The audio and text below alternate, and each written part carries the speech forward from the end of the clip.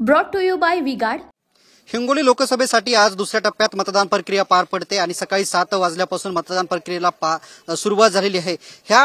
मी आहे आता हिंगोली जिल्ह्यातील आखाडा बाळापूर परिसरामध्ये। या ठिकाणी फर्स्ट वोटर माझ्यासोबत आहेत जे की त्यांनी पहिल्यांदा वोटिंग केलेली आहे। काय नाव, कुठून आलात आणि कुठे वोटिंग आहे आणि कसं केलं वोटिंग? माझं नाव श्रद्धा विजयकुमार सूर्यवंशी आणि मी आलेली आहे बँगलोर येथून। It's my first experience of voting and to make our democracy more and more stronger, I would like to vote and I would like to suggest everyone please do vote. Bengaluru येथून आलात voting करण्यासाठी, काय भावना आहेत नेमकं?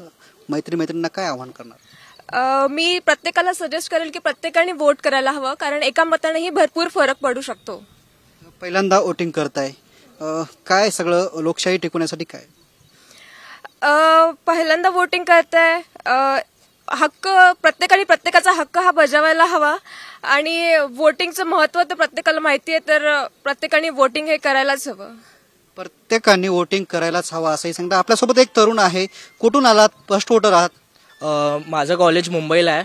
मी मुंबईवरून इथं voting करायसाठी आलोय आणि हे माझं फर्स्ट टाइम आहे इथं वोट करायला। काय आवाहन करणार मित्रमैत्रिणींना? मी सगळ्यांना हेच आवाहन करू इच्छितो की मी सगळ्यांनी वोट करायला हवं। एक वोट पण खूप मोठं डिफरन्स पाडू शकते डेमोक्रेसीवर, हे माझं आव्हान करेल मी लोकांमध्ये।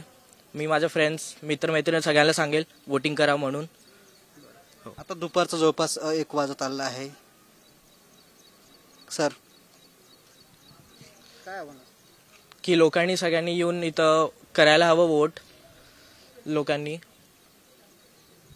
निश्चितच प्रत्येक तरुण तरुणींनी वोट करायला हवं। एक मतदान ही किती महत्वाचं असतं या ताईने सांगितलं आहे। ती ताई बेंगळूर येथून या ठिकाणी वोटिंग करण्यासाठी दाखल झाले आहे। कॅमेरामन कमलेशसह मी Ramesh Chendke, TV9 Marathi, Akhada Balapur, Hingoli. Brought to you by V-Guard.